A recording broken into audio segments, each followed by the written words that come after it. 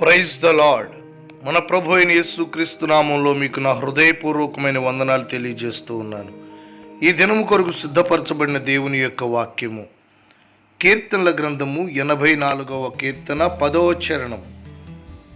నీ ఆవరణములో ఒక్క దినము గడుపుట 1000 దినముల కంటే శ్రేష్టము. ప్రియమైన దేవుని బిడలారా, దేవుని ఆవరణాల గురించి ఎంత తేటగా ఎంత చక్కగా లేఖనములో తెలియచేయబడిందో మనం ఆలోచించినట్లయితే చాలా విషయాలు ఇందులో నుంచి మనకి బయలుపరచబడతాయి. ప్రియమైన దేవుని బిడ్డలారా, దేవుని ఆవరణములు అనగా దేవుని సంఘములో దేవుని సహవాసములో ఒక్క దినము గడుపుట ఎంతో శ్రేష్టమైనదని భక్తుడు తెలియజేస్తూ ఉన్నాడు. ఏది శ్రేష్టము అనేది మనం ఆలోచించాలి. శ్రేష్టమైన దాని మీద మనం మనసు పెట్టాలి. శ్రేష్టమైన దానిని మనం కోరుకోవాలి. శ్రేష్టమైన వాటిని మనం కలిగి ఉండాలి. శ్రేష్టమైనది చాలా విలువగా ఉంటుంది. శ్రేష్టమైనది చాలా ఘనముగా ఉంటుంది. నీ జీవితంలో దేనిని శ్రేష్టముగా ఎంచుకుంటున్నావు? నా ప్రియ సహోదరుడా, సహోదరి, దేని మీద నీ మనస్సును ఉంచుతున్నావు? శ్రేష్టమైన దానిని నువ్వు కోరుకోవాలి. శ్రేష్టమైన దానిని నువ్వు వెంబడించాలి, కలిగి ఉండాలి. నా ప్రియమైన దేవుని బిడ్డలారా, మనము దేవుని సన్నిధిలో గడుపుట శ్రేష్టమైనదిగా ఎంచుకున్నప్పుడు మన జీవితాలు కూడా శ్రేష్టమైనవిగా ఉంటాయి. లోకములో ఘనులైన వారు, డబ్బున్నవారు, జ్ఞానము తెలివితేటలు కలిగిన వారు, వారి యొక్క మనసు ఎల్లప్పుడూ శ్రేష్టమైన వాటి మీద ఉంచుతారు.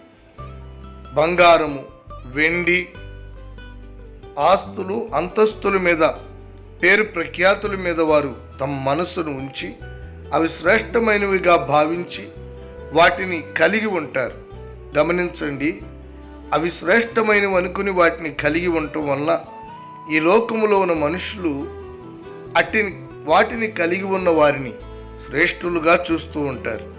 ప్రియమైన సహోదరుడా, అవన్నీ ఈ లోకంలో క్షణమాత్రమైనవి, తృణప్రాయమైనవి, ఎన్నికలేనివి.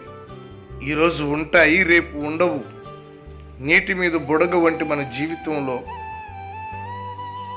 శ్రేష్టమైనది అని తాత్కాలికమైన దాని మీద మనసు పెట్టకూడదు. కానీ శాశ్వతమైన దీవెన కలిగించేది, దైవ సంబంధమైన దేవునికి సంబంధించిన వాటిని మనము శ్రేష్టమైన వాటిగా ఎంచి దేవుని మందిరం మీద, దేవుని సన్నిధి మీద, దేవుని యొక్క ఆరాధన మీద, దేవుని సంఘ సహవాసం మీద మన మనసు ఉంచినట్లయితే అది ఎంత శ్రేష్టము అంటే 1000 దినముల కంటే శ్రేష్టం.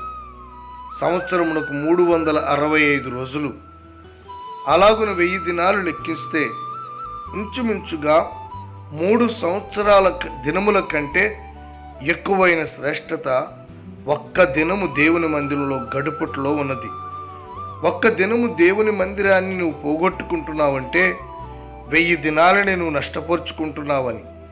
నా ప్రియమైన సహోదరుడా, ఆలోచించి దేవుని మార్గములో దైవ చిత్తానుసారంగా దేవునికి ఇష్టమైన రీతిలో నడుచుకుంటే ఆయన మందిరములో ఉన్న మేలు చేత, సమృద్ధి చేత, దీవెనల చేత నీవు, నీ కుటుంబము తృప్తిపరచబడతారు. కనుక మనకు అనుగ్రహించబడిన ప్రతి ఆదివారపు ఆరాధన దినములను మనం నమ్మకంగా వెంబడించుదుము గాక. ప్రభువు మీకు అట్టి కృపను అనుగ్రహించి ఆరాధనలో ఆశీర్వాదకరంగా ఉండినట్లు నడిపించును గాక. దేవుడు మీకు తోడయుండి ఈ ఆదివారం మిమ్మల్ని బలపరిచి ఉపదేశములో స్థిరపరిచి ఆయన రాకడికి సిద్ధపరచును గాక. ఆమేన్.